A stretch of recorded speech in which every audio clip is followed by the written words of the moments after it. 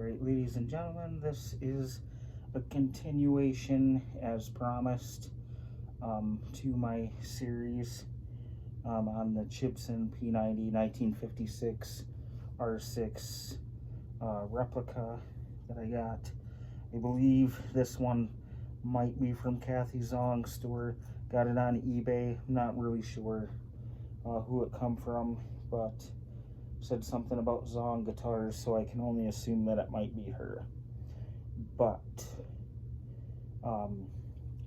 this is my Chibson replica. I did modify it a little bit.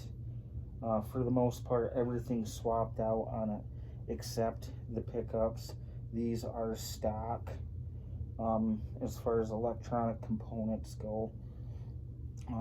I actually built this because I had a 2018 Goldtop that I sold about a year and a half ago or so, and I kind of missed having that guitar around, so I decided to replace it with something to kind of fill that void, because I like Goldtops.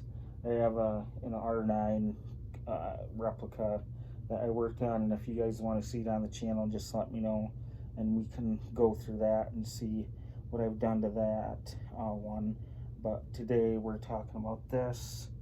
So this is my 56 R6 replica Chibson Goldtop. Got it for like 205 bucks on eBay. It was a really good deal. The fretwork was actually pretty good out of the box. It probably still could use a polishing. I just got to get some masking tape in my Dremel where I can buff all the frets out, but they're pretty shiny. They just have that little, you know, feeling of being fresh and new. They're not really broken in yet. And I've only played this guitar probably about 5 or 6 times now, so I haven't really put the paint on it, so to speak, with playing and stuff, to wear the frets in. So I would like to polish them. When I got this guitar, it had these really tiny crappy mini pots. They're awful. They're garbage components. And it also had this switch. This is not a bad switch. It's just notchy, which is good, but it's like loud when you're switching through on it. And then also you're gonna get these really nasty unbranded booger green tuners, is what everybody calls them. These ones have been the best ones that I've gotten so far. I've owned a few Chibsons in my life, replicas, and the shafts on these are not wobbly at all. I've had a couple of sets where I pulled out the tuners off the guitar, and this tuning shaft has been extremely wobbly and loose. I probably, out of all of them, have enough to make one good set. Believe it or not, one set was actually stamped Gibson, which was shocking, because most of the time they're just blank or stamped. I believe they're just don't have any stamping on them, actually. So on to what I've done. As promised, I've done a modification list to this guitar, starting with getting in on a part out from a 1959 inspired by Gibson Les Paul, Epiphone Les Paul, and it had all CTS components, switchcraft jacks, jack and switch. So when I went on eBay, this guy parts these harnesses out. I was able to get a brand new harness parted out off of a 59 Les Paul with CTS components. They claimed, with it being metric, that it was going to drop right into a import guitar. Not the case on the Chibson, because it had these mini components. Some of these will have full-size components, but lately, from what I've seen online, it's been these tiny mini components, which are junk. So what I had to do to make it fit this guitar was take a Harbor Freight Christmas tree step bit and go down 1, 2, 3, and you'll have to measure it if you end up doing it. And just a little bit past that third stair step, just slightly, and these potentiometers will slide in, and it cuts very cleanly. I used a drill, but I did it very slow, reverse cut the first few passes, and then went full on straight through, but did it very slowly. In the harness, I got CTS components with Mallory caps. I ended up breaking a Mallory cap by accident at the .22. Luckily, I had a spare yellow looking Mallory cap in my desk, I believe. And I swapped it out just because it got jarred around in here. Slid all that up, put the jack in, slid the wire through, and then tied it into the Switchcraft switch, which I'll talk about in a minute, and what you'd have to do to modify it. But this is all the components. It's all wired up 1950s style on the guitar, and I wired in the stock pickups. I don't know if they're wax potted, but there was a little piece of residue in here that looks almost like wax potting. It could be glue by the pole piece, I'm not sure, but I really like these stock pickups, so I left them in. I might swap them so when I start playing live at my church, that they don't feed back, which I'm going to be using a Line 6 HX stomp and stereo rig for church and that. So I really won't have to worry about stage volume, to be honest. But these pickups sound great. I love the finish on this. I don't know if you can really pick it up on camera. You can see it slightly. I love that really sparkly finish, unlike a normal Goldtop. This is just that little extra 10% of the sparkle. Has an amber switch tip, still stock bridge and tailpiece. On this guitar, I utilized the knobs that came with the harness off the 59 Les Paul.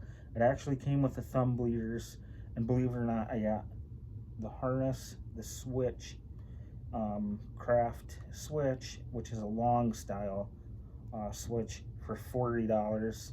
Generally, you would pay probably about $50 to get a 50 style harness with orange drop caps, whereas I got everything from the part out, the knobs, the thumb bleeders, the the pointer things, they call them thumb bleeders as a joke, the Switchcraft jack on the end, all for $40.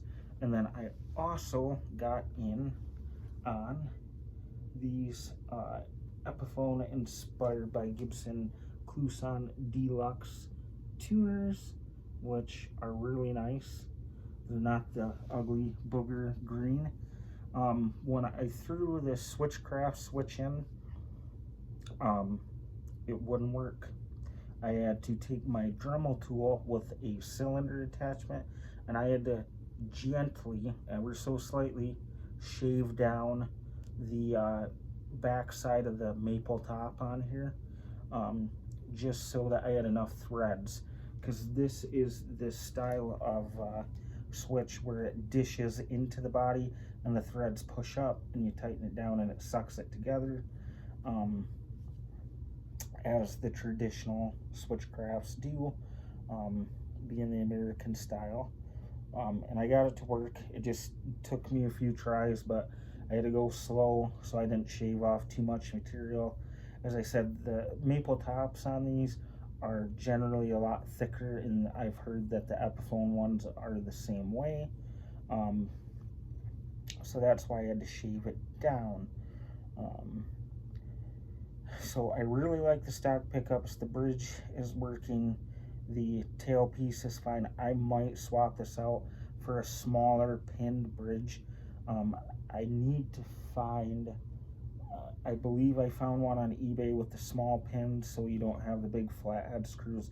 I don't really care for these flathead style screw bridges, but it works and it's staying in tune. I took a contractor's pencil, shave it down, and put some graphite in the slots of the nut so that the strings stay lubricated with graphite so the guitar stays in tune. When I got this, the pickguard, the edges right here between the pickups were kind of rough. So I took some 320 and lightly sanded that beveled edge there, and got it smooth. The one thing that I don't like about this pickguard is the set screw for the bracket here.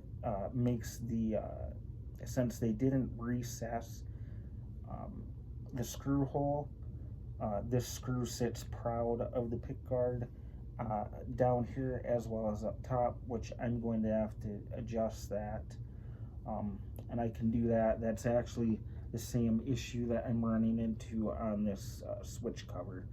They didn't recess the screw holes here, so all these screws look wonky and they're sitting proud of the switch cover. I'm planning on getting a different, like a custom shop switch cover in gold and black to put on here, and then on my R9 replica I'm gonna do a chrome or like a nickel and black style custom shop toggle switch cover, just for fun. This is not a real Gibson, as I said, it's just a Chibson. I'm buying this for my own personal use, not to sell, so you know. But right now it has a blank truss rod cover from my 50s tribute that I sold a while back. I kept it and hung on to this truss rod cover. I put it on there for now, but I will be replacing that with a 50s spec truss rod cover. It was supposed to come in the mail today, but unfortunately it did not. But yeah, like I said, they based this model off of a 56.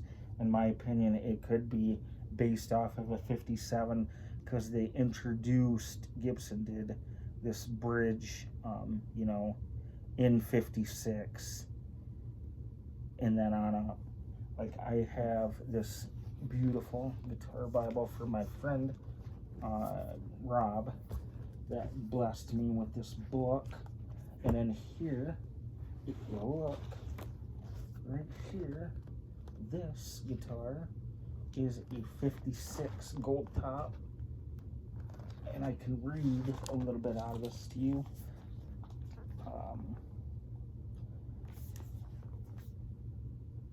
Orville H. Gibson began manufacturing musical instruments in Kalamazoo around 1894. This is talking about the Goldtop, their first, you know, solid body. Began manufacturing musical instruments in Kalamazoo, Michigan around 1894. He had a refreshingly unconventional mixture of ideas on how to construct the mandolin family instruments in oval sound holes. He would hand carve tops, backs, cut sides from solid wood rather than heating and bending method. And then there was an unusual lack of internal bracing, yada yada. The only patent that Orville ever received in 1898 was for his mandolin design for the one-piece carved sides, back and sides. In 1902, Orville Gibson joined to form Gibson Mandolin Company. I'm just trying to see if there's anything in this Bible about, you know, the solid bodies. Well, this is talking mainly about the mandolins, but these are all the different Goldtops in this book. Read the next page. And that in there you will see right here, this is a 57. So I mean, this is supposed to simulate, you know, a 56, 57 Goldtop in general. But it sounds really good. Like I said, this is for my personal use, just a fun little project. I'm not gonna ever resell this or any of my other replicas that I do own. They're for my use, because I frankly am not going to spend $3,000 to $4,000 on a Gibson Les Paul Goldtop. Let alone I spent $1,000, a little over $1,000 on my 50s tribute, and I won't ever do that again. It's just, I don't play professionally. I like to play at church and that, but I've got way more important things to spend money on it, and this was something that I could pay, $200 for, put 40 into a harness, 20 into a truss rod cover, and I'm trying to think if there was anything else that I purchased for this. Just the truss rod cover and the harness, that was it. So I've got like $265 into this all in. I could buy pickups and bring this up to $285 to $290 and still walk away without spending a $5,000 price tag on this, just for me. And it's, as of now, this sounds really great as is. Oh yeah, in the tuners were $35. So all in, I'm still less than $300 into this. 70. So let's see, 70, 80, 95. I got $295 into this. If I buy a set of pickups, I'm gonna look at spending $325 roughly. Pickups are about $30 on eBay for a set of Epiphone Alnico 5 P90 guitar pickups. I probably would utilize these Alnico covers, or P90 covers, excuse me, so that the cream matches the body a little better. But other than that, this is my Chibson. I have a demo of it that I probably will throw up as a part 2 to this. This is more just the talking side of the build, but it's completed other than the truss rod cover, so everything sounds great on it. All right, bye.